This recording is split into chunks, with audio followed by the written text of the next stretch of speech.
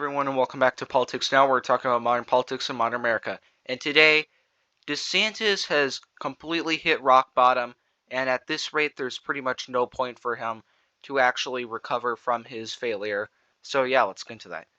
So, DeSantis recently has not really been doing that well, and I say recently as in a couple of months, and kind of since he's announced, and the first indictment was kind of the end of his chances of winning, and it's only been getting worse and worse. He's gone from around 25, 24 when the first indictment came out down, where they're like, yeah, maybe he can recover and go back to his pre-announcement, pre-indictment levels where he was at around 30 and Trump was around mid 40s, where it was kind of close, but not really, but it was still within the margin of error. But then the indictments came out and he announced and alienated a lot of people.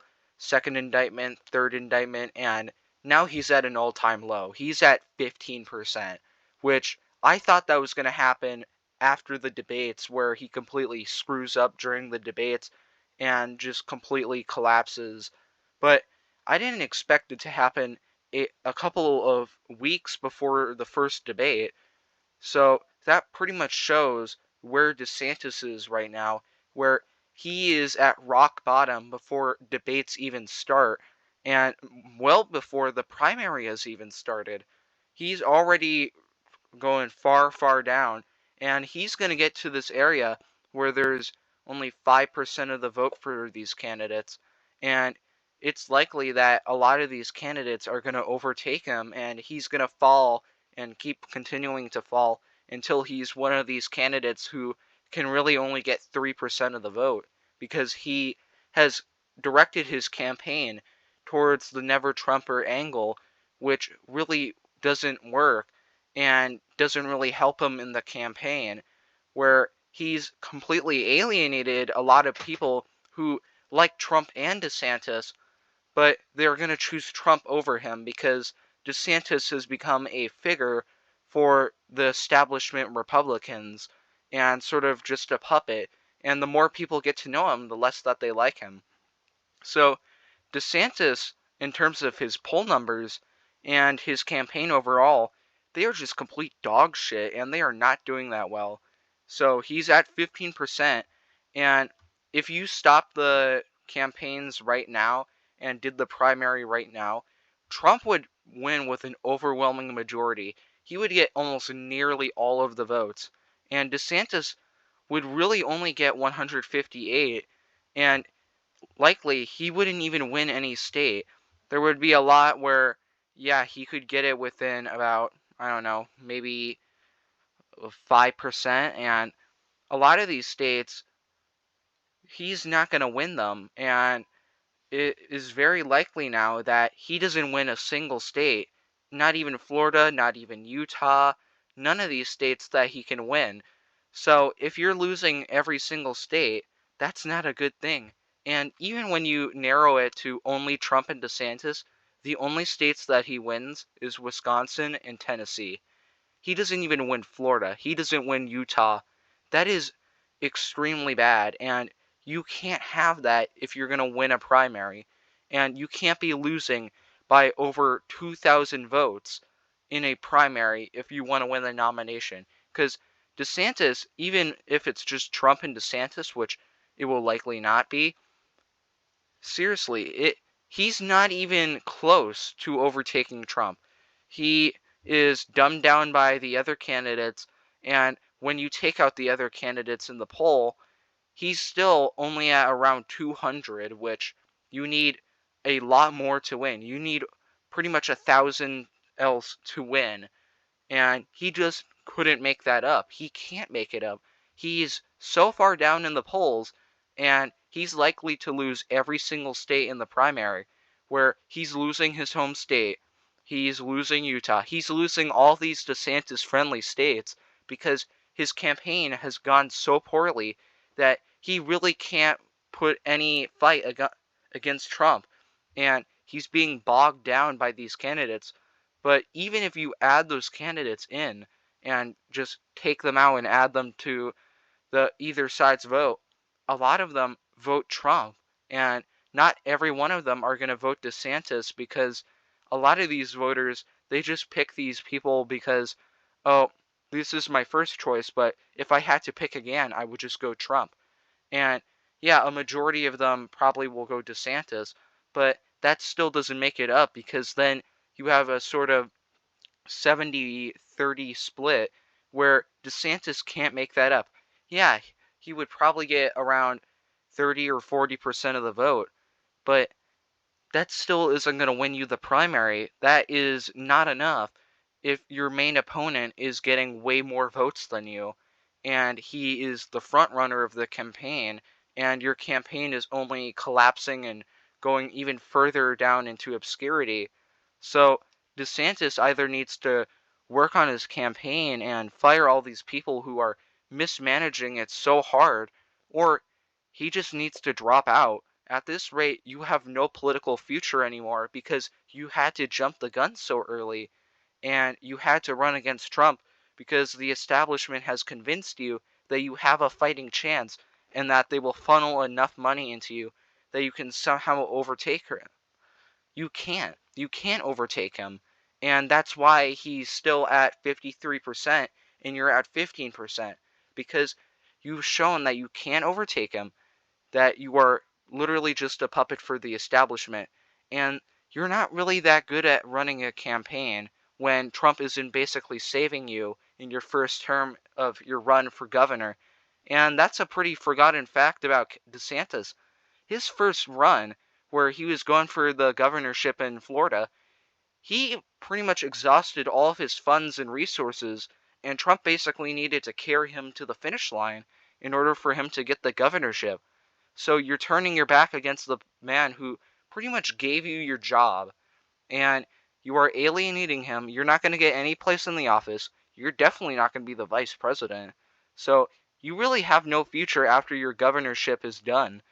And if he runs for another term in the governorship, well, sorry, you can't. So you're stuck, and you likely will not get any other office.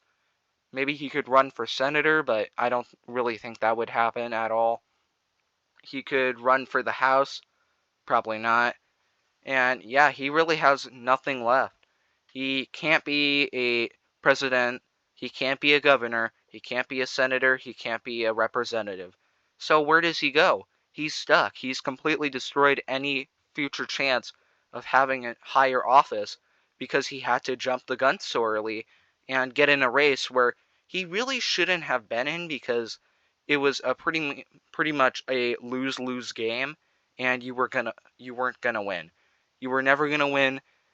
Day one of your announcement, it was pretty evident that you were going to lose, and that, I mean, I thought he was going to lose. I didn't think he was going to lose this badly. I thought he was going to be at least at maybe 25%, but no, he's at 15, and he is likely to go even further down, where he's doing so bad that in the most DeSantis-friendly state, Florida, he's losing in all the recent polls, and future polls are going to come out, and they're likely going to be even more Trump friendly.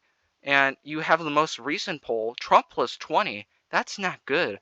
That's not good for your own state, where you are the governor of that state, and you are pretty popular in that state.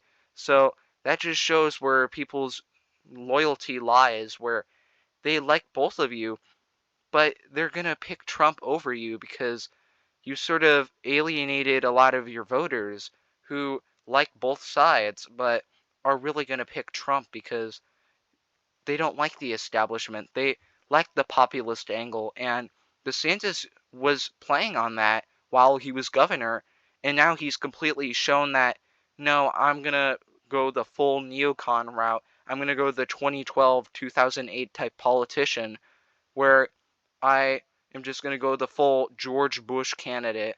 So that is really hurting him, and he's associating with all of these people who are that George Bush neocon candidate.